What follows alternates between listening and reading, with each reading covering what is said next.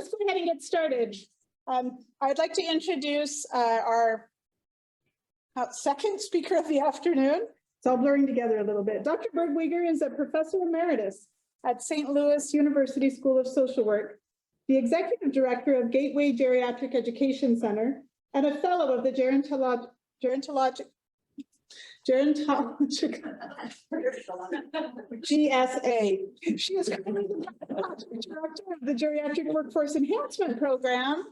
Got that one down, funded by the Health Resources and Services Administration, located in the School of Medicine, Division of Geriatric Medicine.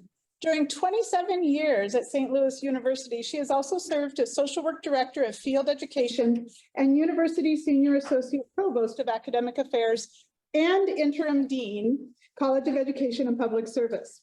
Scholarly work focuses on aging, family caregiving, and social work practice. She has authored 4 books and over 100 book chapters and journal articles. Research focuses on family caregiving, cognitive stimulation therapy, driving, and loneliness and social isolation. She is past president of the Association for Gerontology, Education, and Social Work, and the National Association of Geriatric Education. We are excited to hear from one of our other GWEP, or the Geriatric Workforce Enhancement Program colleagues today. Please help me welcome Dr. Bergweger.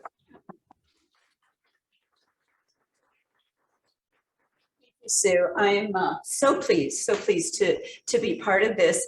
And as I've been listening to the presentations today, I'm really struck with, it's fitting that I'm presenting at the point in the day that I am, because as I listen to the other presentation, every one of them connects to loneliness and social isolation in some way, some more obviously than others. But you know, from pages, very tragic case of Ruby Wise. You know, clearly that was a case of isolation that had, as I said, a very tragic ending, to all of the work that we just heard about with the assistive technology. What a godsend for those that are lonely and isolated. So with that, we'll spend the next less than an hour talking about what does all of this mean in the context of the practices that we all are a part of. Here's my disclosures. As Sue indicated, I am part of one of the 48 Geriatric Workforce Enhancement Program grants, as is University of Montana, and we are grateful to be funded through HRSA. Oops. Okay, okay, now this is what it did before, Renee. I don't know if he's gone. It's asking me to download. I think it times out. We'll do start slideshow and see if that does it. Oh, there we go. Okay. All right. So I'm going to, it's sort of just pop up. If that happens again, just run your cursor on that and just click once. I did that. Oh, you did? Yeah, Oh, and okay. I still wanted me to download it. Okay, so thank you. So what we're going to talk about are what does loneliness mean? What does social isolation mean? What are prevalence? Most importantly, what are the impacts? A little bit on assessment, and then I want to share with you a wonderful evidence-based intervention that we interestingly and very fortuitously started developing training for pre-COVID in 2019. So as I said, let's start with looking at what these are. One of the very first webinars that I attended, Jane Sachin spoke on the issue. He's a CEO of Scan Group Health Plan, and he referred to loneliness as an epidemic in plain sight, and that clearly resonated because I put it on the slide, but it really spoke to me. I thought, oh my gosh, she's so right. And I knew very little about loneliness at that point and have learned much more, and think his comments even more resonating now. So I want to start with clarifying the differences. These terms, loneliness and social isolation, get used interchangeably all the time, to include by researchers. So you can read published articles and it may not be completely clear which they're talking about. If you think about them as a qualitative and quantitative kind of experience. So loneliness is the qualitative one, where your expectations for a relationship in your life are not being met. So you're lonely. So what that means is you can be among a lot of people and still be lonely. People in nursing homes are at the highest risk for being lonely. They're clearly not alone, they're not isolated. So if you think then about isolation, social isolation specifically, what that is a quantitative assessment or experience. It's literally the number of contacts you have with other humans in a given period of time. So the two are very different things, definitely interrelated. Speculation is one might cause the other, sort of chicken egg kind of experience, but they are very distinct experiences. And probably the most important thing I want to say about it is, if you've met one person who's lonely, you've met one person. It's a very individualized kind of experience, and people experience it, both of these things, differently. Yeah, okay. This seems to kind of taken on life its own. So what do we know about loneliness? Well, Vivek Murthy, who's our current U.S. Surgeon General, spoke about this back the last time he was the U.S. Surgeon General, and he referred to it in 2017 as a global health epidemic, specifically for older adults. He was so, into this topic that he's actually written a book, which is here published in 2020 in the upper left-hand corner, and it's a great read, and really he digs deeply into it. At the precipice of the pandemic, the National Academy of Science, Engineering, and Medicine came out with what's, I think, going to end up being a landmark report, and referred to loneliness as a public health concern. And I think, hopefully these kind of things are sort of shocking, maybe, because most of us don't think necessarily so much about it, except I will have to say the pandemic has really made us far more aware of this issue, not only for older adults, but for all of us, because at some level we all experience loneliness and social isolation both. It's more prevalent now among all age groups. You can see here from a study that was done in 2018 by the large insurance company Cigna, that about half of the people, of this 20,000 adults in the US that were studied, about half indicated that they had been experienced loneliness, they felt left out, or that they didn't have meaningful interactions. So you can kind of read down, I won't read every bullet point, but take note of this last one. The Gen Zs, which is the current young adult population, were found, and heavy social media users, were found to be among the most lonely and the least healthy. Again, I hope some of that's kind of startling, because it certainly was to me. So what do we know specifically about loneliness in older adults? Well, the numbers are all over the place. I've seen them up as high as 60% of older adults say they're lonely. I've seen them as low as less than 10%. So it depends on who you ask, how you measure it, when you ask people, preferably not during a pandemic. But I think what we've kind of settled on is generally, and this is a big generalization, somewhere about a third of older adults at any given time. And there's momentary loneliness, and that's, it's post-holidays and you feel kind of down because everyone's left. That's very different than persistent or chronic loneliness that goes on for years on end. And again, I think it's important to think about this fact that you can be lonely around other people, but just because you are alone, maybe even isolated, doesn't mean you necessarily experience loneliness. So you can be in a 50-year marriage and feel very lonely, and be widowed and not feel lonely. So there is a connection, as I said, between loneliness and social isolation. My friend and colleague, Harry Taylor, who looks at national level data, was able to establish that in an article he published back in 20. But there are some significant risk factors that I really want to share with you, because I think as practitioners, you're seeing these all the time. And I hope that maybe this presentation can kind of help you to look at it a little bit differently. So the risk factors about loneliness are, surprise, surprise, being isolated, having few social activities, living alone, although that's not a given, and being unmarried or unpartnered. Frailty is also a precursor at times. It again can be kind of a chicken and egg thing about is someone frail, therefore they withdraw from social activities, or do they withdraw from social activities and become frail? Not really sure what the answer is about that. So predictors specifically, you can see this is a long list. I want to point out just a few of them. You have the slides. Hopefully the font is large enough that you can read on the handout. But living in rural areas, and much of our country is very rural, Montana being a good example of that.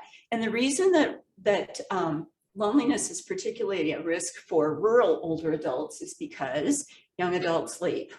I'm a perfect example of that. Left when I was 17, never returned, had 4 grandparents and 2 parents who were there when I left. And I think that eventually my mother ended up being the only one because everyone else died.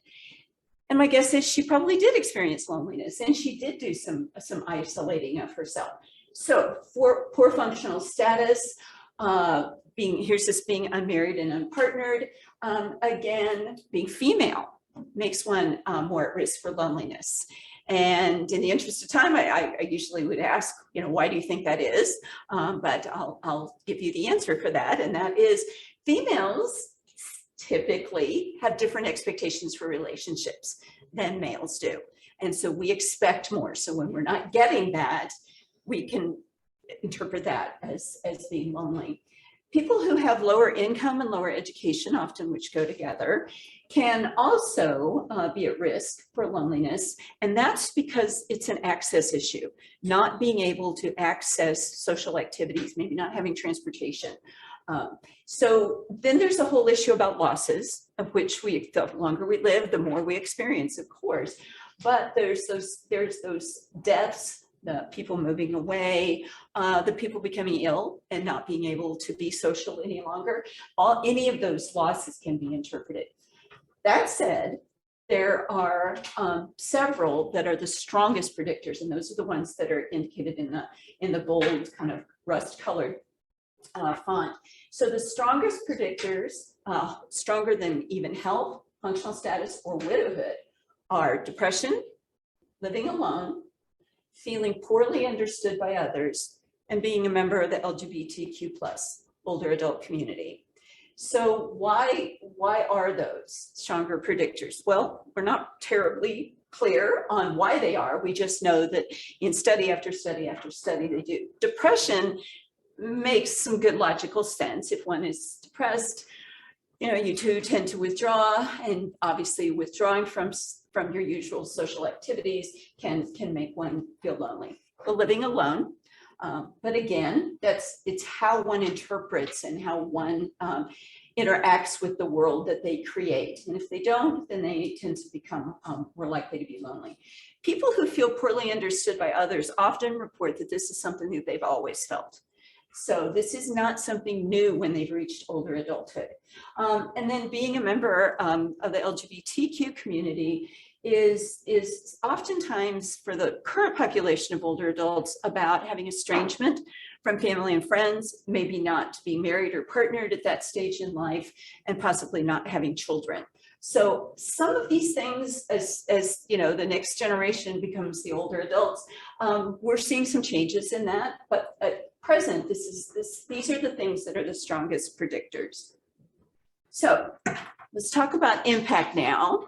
And I'd ask you to, and those that are here in Billings, to shout out what you think the answer is. Those in Missoula, you can put them in the chat box or share them among yourselves. Loneliness is a greater health danger than, and your choices are cancer, cardiac disease, obesity, or substance abuse. And I will give you a hint, it's not all the above. Cardiac, I have one vote for cardiac. Oh, head shaking for cardiac. Any others? Definitely cardiac. Cardiac? Okay, well, the answer is on this slide. Look on the bottom left hand under physical health. Loneliness is more dangerous than obesity. And to be honest, the two are interrelated. There's no question about that. But I think the important takeaway from that is, and there is a connection, by the way, to cardiac disease. It's just not as great as for obesity. We know that obesity can have detrimental effects on one's health, particularly as we age. We also know that about cardiac disease, obviously. And to think about the fact that loneliness is actually more dangerous than being overweight, again, should, I hope, be kind of an eye-opening kind of thought to think about, because we just don't think about loneliness having that potential kind of impact. So looking at the impacts of loneliness and social isolation across these three areas of physical health, mental health, cognitive health, and healthcare utilization. From the physical health standpoint, it impacts, as the first one up there says, cardiovascular, neurologic, and immune systems. So again, and we're talking here not about that momentary kind of loneliness, we're talking about chronic, persistent loneliness that goes on for years. It also does, related back to the earlier point that I made, it co-occurs with frailty and premature morbidity. So we are seeing connections to all kinds of organ systems. There's also a brand new study. I just put this in a few days ago, right when I resent the slides. There's a link between loneliness and type 2 diabetes. And the authors of that study recommended that anytime that there is an assessment for diabetes and the full workup is done, the providers should be asking about loneliness. And after these years of doing this work, I continue to be asking about loneliness regardless, but specific to that was their recommendation. From the mental health and cognitive health perspective, not any surprise, there's a strong linkage, as you just learned on the earlier slide, to depression. But the one that is, in my mind, most worrisome is this increased risk for cognitive impairment. Study after study after study is showing that 40% increase in risk for dementias, comorbidities for loneliness and depression. That one actually links to social isolation as well. Usually most of the studies that link to dementia are specific to loneliness, and the new study by Shen, again, that I just read within the last week or so, links it to social isolation as well. So they're both interacting in ways that can cause significant health and cognitive problems. So from a healthcare utilization, 50% increase in emergency service visits. More than 12 primary care provider visits in a year. Think about those of you that work in ERs or in outpatient clinics. Think about those older adults that I know when I worked in a family medicine center, we had those that were just always there. They were always in the clinic for something. And in thinking back now about those, I wonder if we weren't their socialization. If they weren't seeking out that human contact, and coming to the doctor's office was a way to do that. We know that it can lead to premature institutionalization because, again, of this cascading effect of all of the long-term impacts affecting so many different aspects of one's life. And then certainly the issue around morbidity. Decreased physical activity certainly can run up healthcare costs. So you've got the person who's depressed, they're sad, they're lonely, they begin to withdraw, they become even more sedentary maybe than they were before. And, you know, of course, they are seeking and needing legitimate healthcare because of that. This quote from a physician at UCLA, I think really sums up this impact issue very well. Loneliness acts as a fertilizer for other diseases. It's sort of a graphic picture. The biological aspects of loneliness can accelerate the buildup of plaque, helps cancer cells grow, promote inflammation. It really has several different kinds of wear and tear on the body. So that's a grim note to move on to. The other really interesting, sort of startling statistic is the physical impact of social isolation is equivalent to smoking 15 cigarettes a day. And we don't even have to have any discussion about what our knowledge is about smoking 15 cigarettes a day. This, by the way, is a wonderful infographic, which you can get at the NIHCM website. And it'd be a great thing to post. It's a little hard to get on one slide, as you can see here, but I did want to point out that it really does draw attention to the long-term negative impact. So from a more kind of physiological standpoint, Julia Holt-Lunstad is one of the premier researchers in the US and on loneliness and social isolation. And she and her colleagues looked at 3.4 million people over a 7-year period. And they concluded that experiencing loneliness increased risk for death. 32% of those who lived alone, 29% of those who reported being socially isolated, and 28% of those who experienced loneliness.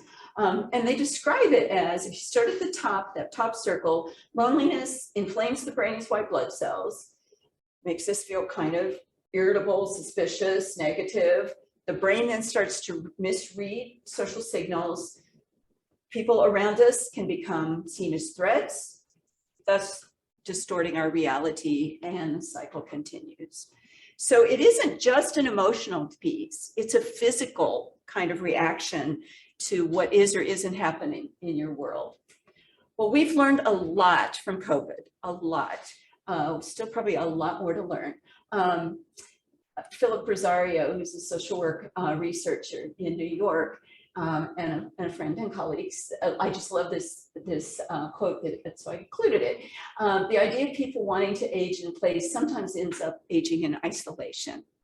And I think we are, in fact, and the research bears this out, the US is one of the most, in fact, we're at the top of the list of being an age segregated community. Ironically, about 100 years ago, we were one of the most age integrated countries in the world, and we have plummeted or escalated, whichever way you want to go on that. So I think, we do have some things to think about in terms of how we address older adults. If you think about it, we do. We have assisted living facilities, we have retirement communities, all of which are great, but what are they doing? In some respects, they're segregating older adults. Lots of stuff here on this slide. I will not go over it in great deal, but the research is exploding in this area. I signed up for Google Scholar Alerts back in 2019 when we first started doing this work. And I get an email every day about this time. I should have it when I get done here. And it never has less than 10 new articles on loneliness and social isolation, most of which are older adults. Some other age groups, but mostly older adults. And they're from all over the world. So this isn't just a US problem, this is a global issue. And they, for the most part, they're talking right now about how is COVID, how has the pandemic impacted people, older adults? Well, surprise, surprise, mental health was negatively impacted. People didn't like, being locked down in those early days of COVID, but some really interesting things have come out. This whole experience, one group studied kind of how did people respond to the COVID experience. And 3 themes emerged. One group felt like that they really struggled with all of the losses that they'd experienced, while another group felt like they adapted. Whatever happens, happens. They went with the flow. They've experienced lots of other kind of major crises in life. This was just another one. And then the third group was appreciative in terms of being able to recognize that they could enjoy. So you see that there's that sense of resilience there and being able to adapt to situations. But overwhelmingly, I think the first theme is what people were really focused on, those losses. Vivek Murthy has, I think, this really interesting quote. He said, during my years caring for patients, the most common pathology I saw was not heart disease or diabetes, it was loneliness. So I think he's really done a lot to draw attention to this. So what do we continue to learn from COVID? Well, we learned that loneliness was something that most of us experienced at some point. We all kind of responded to it in different ways. We know that being in sort of lockdown, stay-at-home kind of situations was actually harder for males than for females, for non-Hispanic white older adults and those with higher education and wealth. So draw your own conclusions about what that means. Rural older adults experience less increases in loneliness, which, remember, I just said that was one of the predictors of being lonely. So that statistic was actually quite a surprise when I read that. So from the physical health perspective, we did see, and I was on that last slide, I didn't really say much about it, but we did see that being socially disconnected during COVID did lead to increased mild cognitive impairment across all groups of people. So those people that were having memory problems, in some respects, they just got worse as time went on. And as caregivers, a number of studies are now coming out about caregivers struggling with the person with dementia because they were not understanding why they couldn't do their usual activities. Those persons that were vaccinated actually increased less loneliness, because I think that the sense of being vaccinated and boosted led us all to feel like we could come back out and be more in person the way we had been before. What do we know about interventions? Well, we don't actually know a whole lot because there aren't a lot of evidence-based interventions out there. But what we do know is they need to be very person-centered and they need to fit that person. And I'm going to come back and talk about that. Technology has made a huge difference, and how fortunate that I'm following the assistive technology presentation because a lot of the studies are coming out saying that social media kind of saved the day for older adults that were stuck at home. So what can we all do? Well, in the ideal world, where we can have control of all of the healthcare, we would have every older adult have a comprehensive geriatric evaluation. And I think one of the speakers talked about, comprehensive geriatric assessments earlier. We know that for those that have the full geriatric assessment, they're more likely to still be living at home in 6 months. So the full complement of an assessment would hopefully include looking at social connectedness, social support, maybe even specifically loneliness. We know that we need to treat any treatable issues. Loneliness and social isolation are very preventable. They don't have to happen yet. Obviously they do in significant numbers. So anything that limits one's independence, whether it's chronic pain, any kind of a sensory deprivation, incontinence, foot health, malnutrition, even oral health, all of those things can keep people from being comfortable going out into the world and doing, what makes them happy. We need to make sure we're assessing depression and anxiety and cognitive impairment or cognitive function. We need to be asking these questions every time, not just at the Medicare and the wellness visit once a year, but we need to make sure we're communicating very clearly about it. We need to involve a caregiver if there is a caregiver in the picture. And then, and this, as you can see at the bottom, this comes from the UK, who is, as a country, are major proponents of social prescribing. We don't really do that much here, but social prescribing is just what it sounds like, making recommendations for using resources, referring to groups and organizations. We do that, but we don't necessarily probably do it in quite as robust a way as the group in the UK proposes. So what else can we do? Well, we can look at the frequency. So if somebody says, well, yes, I am lonely, then check back with them about that. Is it getting better? Is it getting worse? What have they done? What can you do? Those kinds of issues. We need to be doing much more on the community level than we're doing now. We are actually quite behind some other countries in that respect. But I think it's very important for us to think about and remember that there is stigma attached to people acknowledging that they've been experiencing either of these things. And why is that? Well, it's stigmatizing because we sense, many of us do, that there is something wrong. If I'm lonely, it's something about me. It's not the world. It's not my circumstance. There's something about me that makes people not want to be with me. And so maybe that results in people not being the best reporters. So I'm going to talk about how to get at that information. At the end of the day, we also have to remember that everyone has a right to self-determination.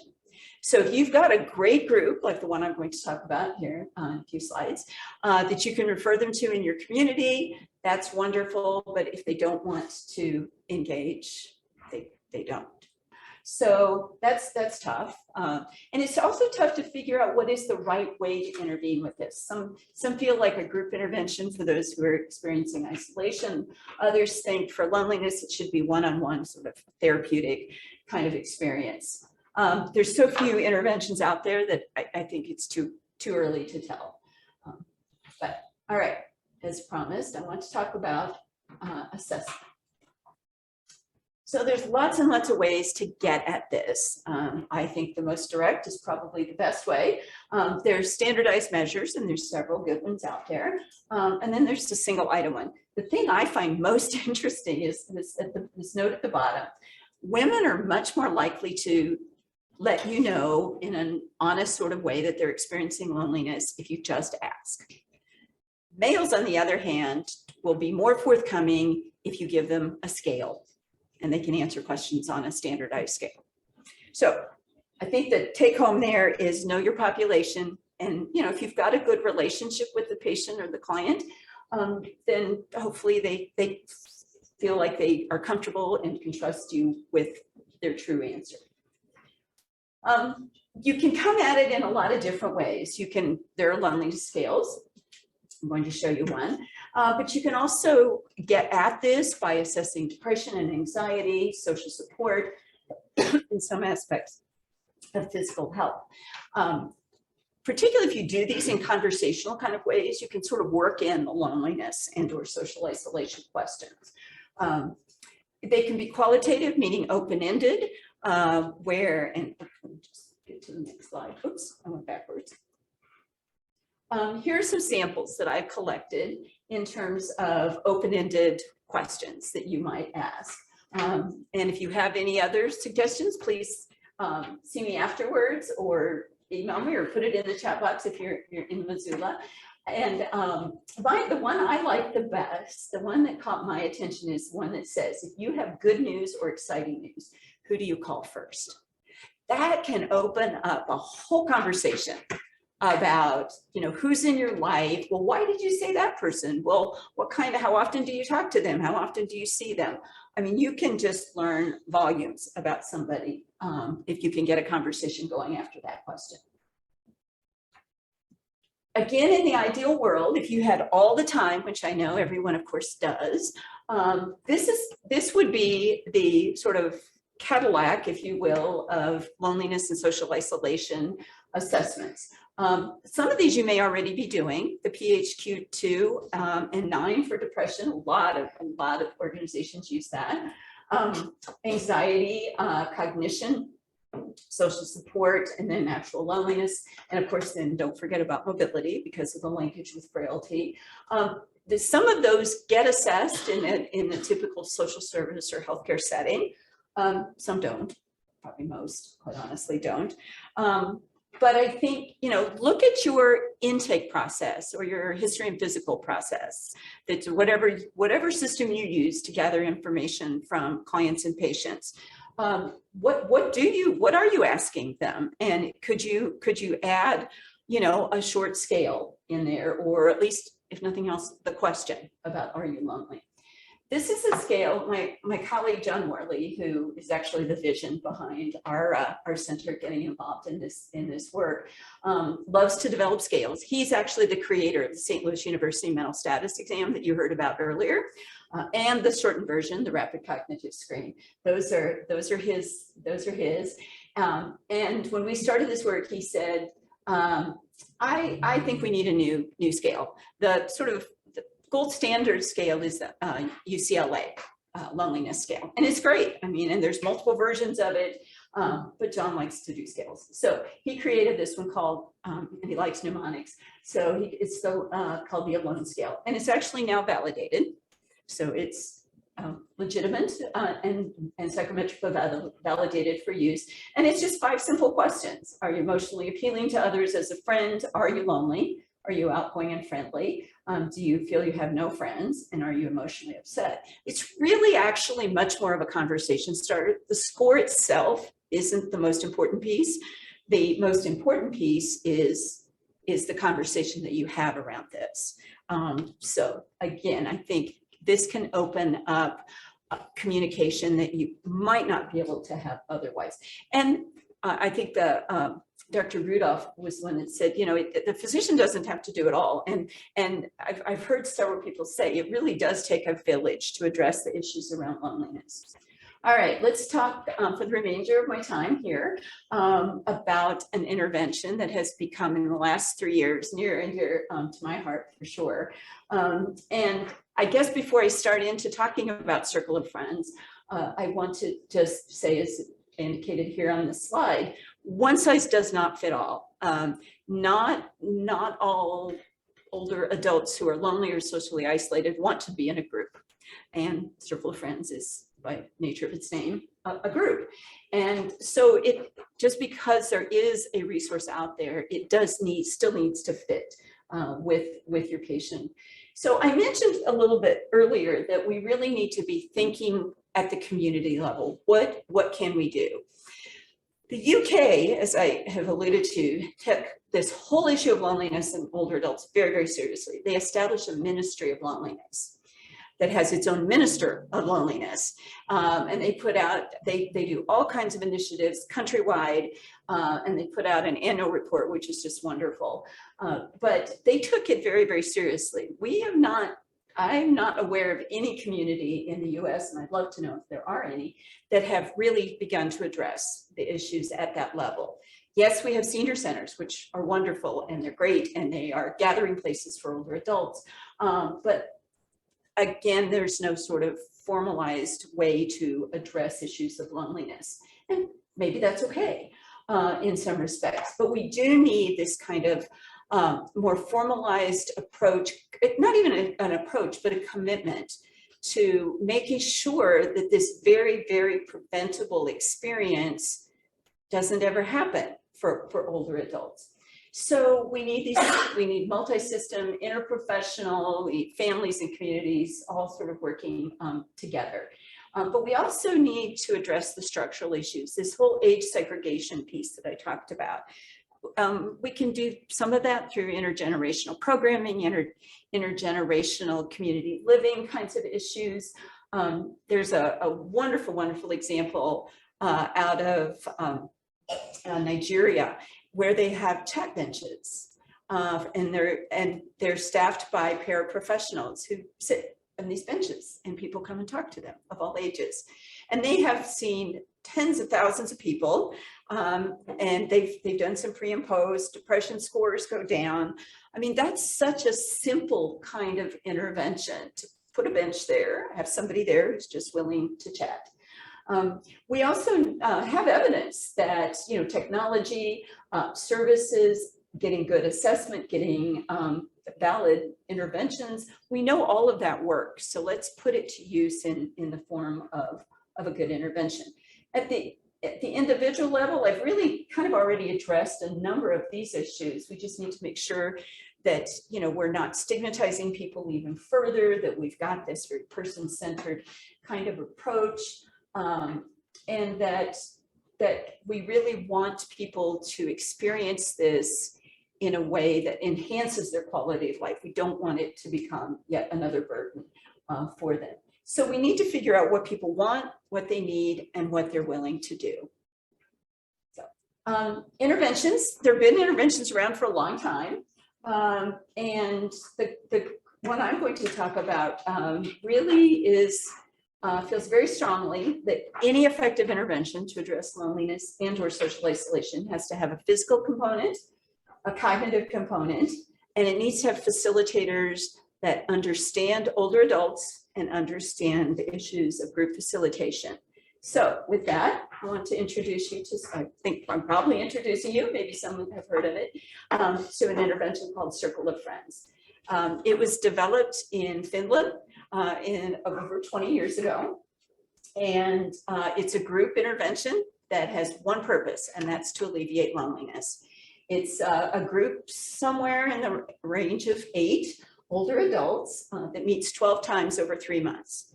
It's so far, I'm sure it sounds like a pretty standard support group. It's not by a long stretch. It's got several very unique factors. First of all, after these 12 times, the facilitator is supposed to work themselves out of a job, and the group continues on their own. The second unique feature of it is the topics for discussion, which I'll talk about in a minute, all come from the members themselves. It is not curriculum based. So there's no manual that says session 1, you do this, etc.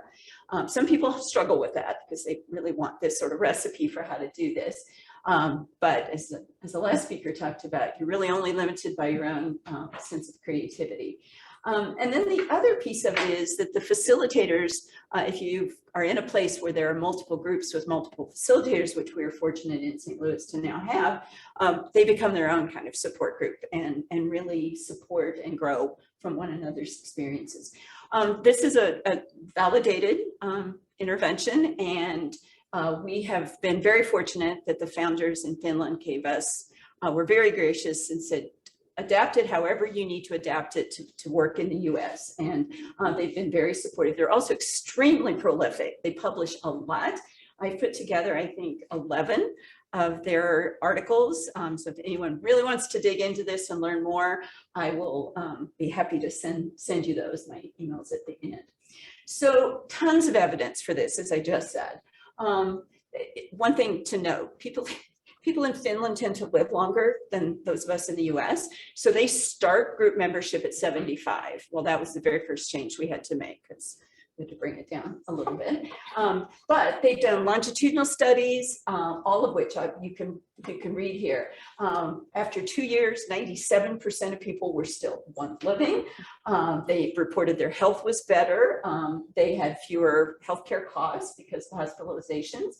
Very, very low dropout rate. If any of you've ever run groups, it's hard to retain the majority of people in a group after 2 years. And this idea that the groups sustain and continue on without the facilitator, they've had better success than we've had. I will have to say that, but about 40% of their groups continued on their own. That doesn't mean people got kicked out. I mean, groups continued just with a facilitator. And then their second study, 95% of people reported after some period of time that they no longer felt lonely and that they'd made new friends. So I think that speaks really well to the power of this intervention, which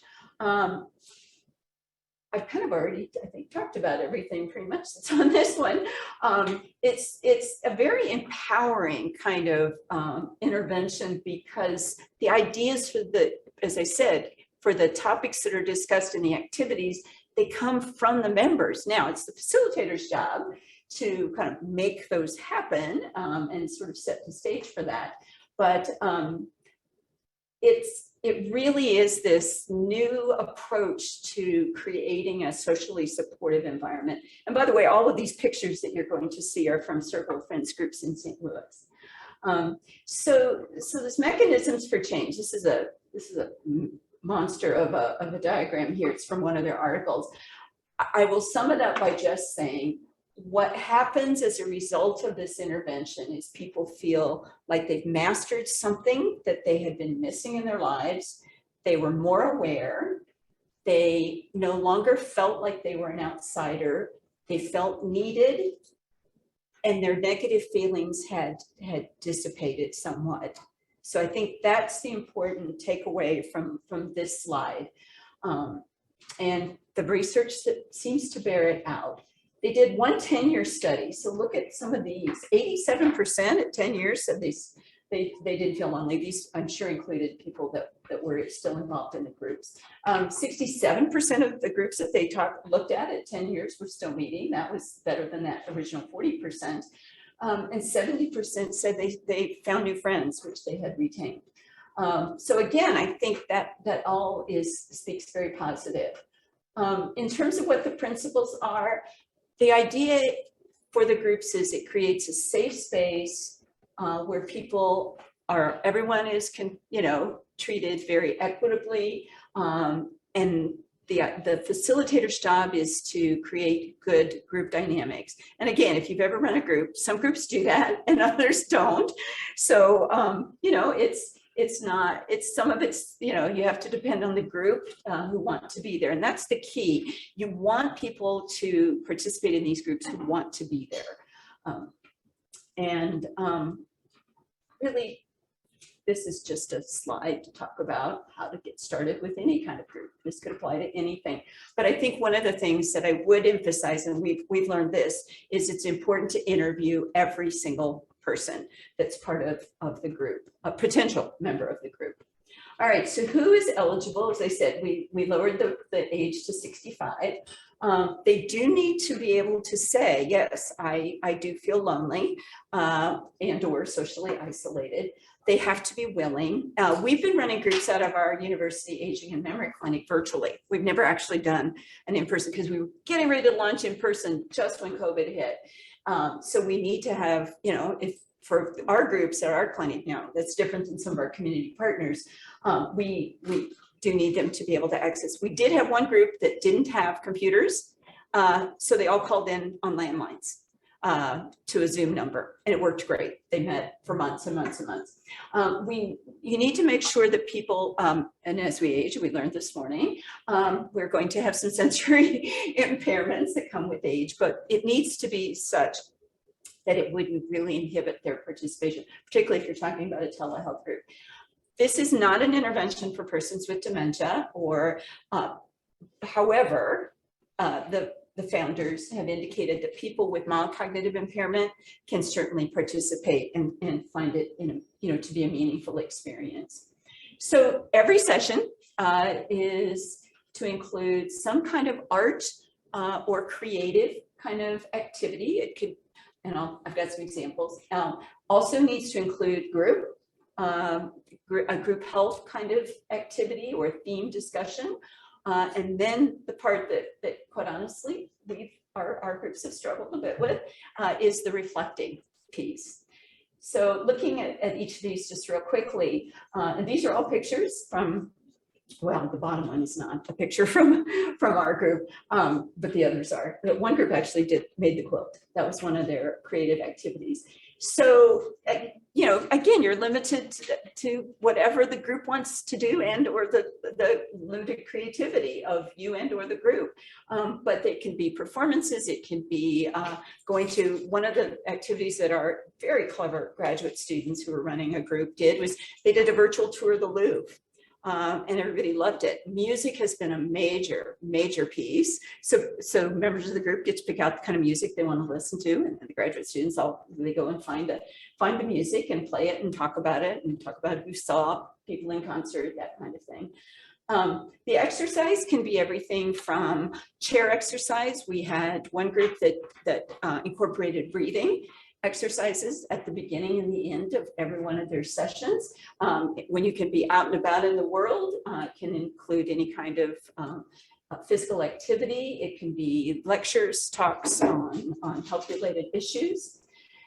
And then finally, is therapeutic. The group in Finland intended, and the protocol is that people write about their experiences of being lonely and then share and reflect on that. That has not probably been our greatest success in the St. Louis area. People don't want to write, first of all. We had one all-male group that said, no, we're not doing that. So the graduate students came at it a little bit differently, and they created some questions, and they threw the questions out, and that was fine. There was a great conversation around questions. So again, as we've said to every training that we've done, you need to know your population, know the groups, and know what they will and won't do. One of our groups at the Public Housing Association did life books, and I've seen several of them, and they are poignant. People were able to really share events from their lives, both trauma as well as happy events. And they got the books bound, and it's really been a wonderful legacy for them to leave for their families. So again, there's no right or wrong way to come at any of these things. And making up questions, having people write, having people not write. But the point is that you're encouraging and empowering people to talk about what does it mean to be lonely. And sometimes that is not a direct line to, okay, today we're going to talk about loneliness. That may get you nothing, but to talk about something that will get you there is really where this skilled facilitator comes in. So we had to kind of take what we thought was going to work in person at our university clinic. Now, our community partners, we had 2 agencies that were partnering with us, and they got through 1.5 entire in-person sessions of 12 meetings before COVID hit. And so we've worked with them. We were able to get some funding that enabled all of our partners to get electronic devices, and they were able to pivot. We were able to start offering Zoom. So obviously there's a lot on this slide, and you can read it in the handout, but we were still able to come up with things. We did have to do some adapting for that. We couldn't get all 3 of the themes in every session because you can't keep people on Zoom as long as you do in person. About an hour. That's and having taught on Zoom, an hour is really about what I think most of us can do, particularly if you're really kind of talking about some heavy issues from that. So we sort of broke it up a little bit more, but pretty much everything that we had thought about doing in person, there's some variation on it that you can pivot to a virtual delivery. We did learn a lot of lessons. We learned that you absolutely have to do a session 0 if you're going to do any kind of telehealth. And a session 0 is a one-on-one that may start with, okay, the button on your computer is on the right, press it. And because you're on the phone with the person, that was a rare case, but we did have that actually. But you really need to, so people will feel comfortable, because the last thing you want is to be in front of a group of people fumbling around trying to figure out how to get your audio and your video to work. So by doing the session 0, so what do they need? Do they need help? We had one person whose son had to leave work and come and help her get logged in until she figured out, that she could do that on her own. But I think we have to be realistic about, what was feasible to do online. That's not any different than all the rest of us in all the other parts of our worlds when we transition to online kind of life. In the interest of time, since we started a little bit late, I am going to not do the case vignette, but I would encourage you to read it and then think about what would you do. This is a woman who actually she was a perfect candidate on paper. I mean, she looked like exactly the person you would want in a circle of friends. She was experiencing loneliness and social isolation, and depression, but she did not want to engage. Yes. There is one question Okay. from one of the distance sites regarding the Circle of Friends. Okay. Who can be a facilitator for the Circle of Friends, and how much training does it require? Oh, wonderful segue. I was going to talk about both of those things. So yes, thank you, whoever asked that. Anyway, I want you to think about that. So to answer the question, we've developed the training. The group in Finland, as I said, very gracious, very generous in offering us to adapt it. Their materials are all in Finnish. So we didn't have a translator. So we've really created what we think is a training that fits. And a lot of time in the training, we say you need to fit this to your audience. Our two primary partners that we started with in St. Louis couldn't be more different in terms of the populations they serve, and their Circle of Friends groups look very different. So we now have a 4-hour training. Our next scheduled time to offer it is as part of our annual Summer Geriatric Institute.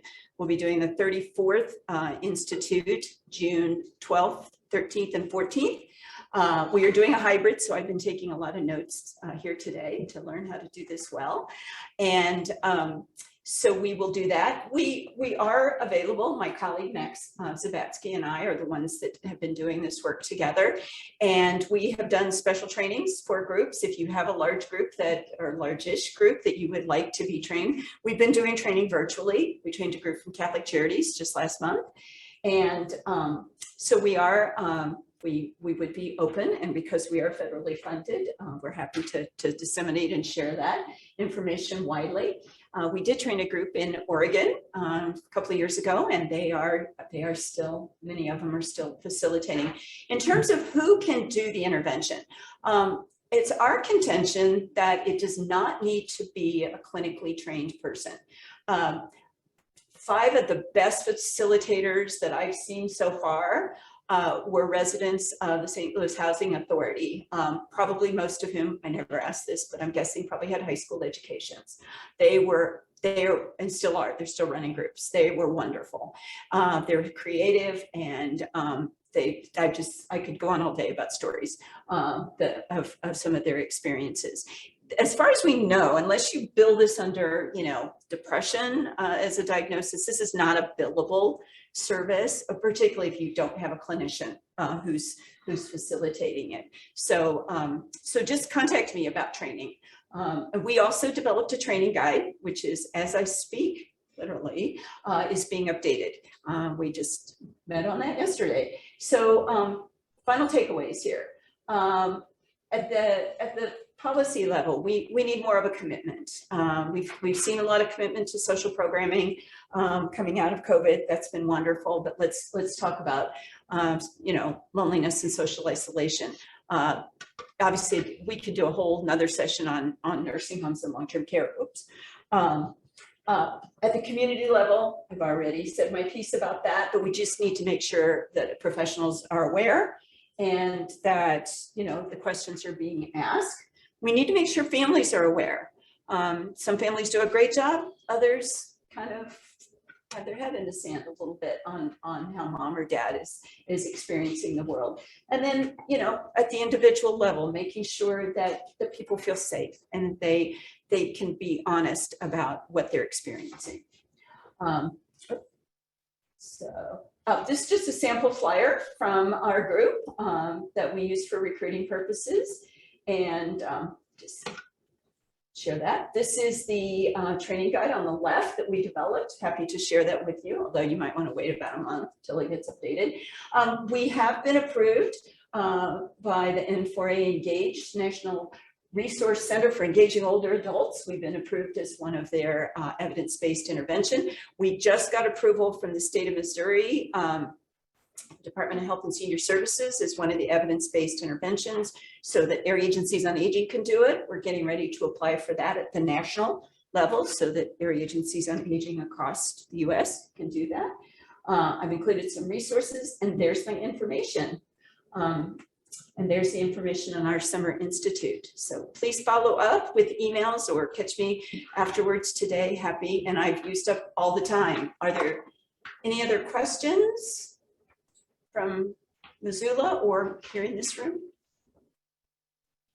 Okay, well, thank you. I had a lot of information to share. I'm obviously very excited about this work. We've seen some big impacts.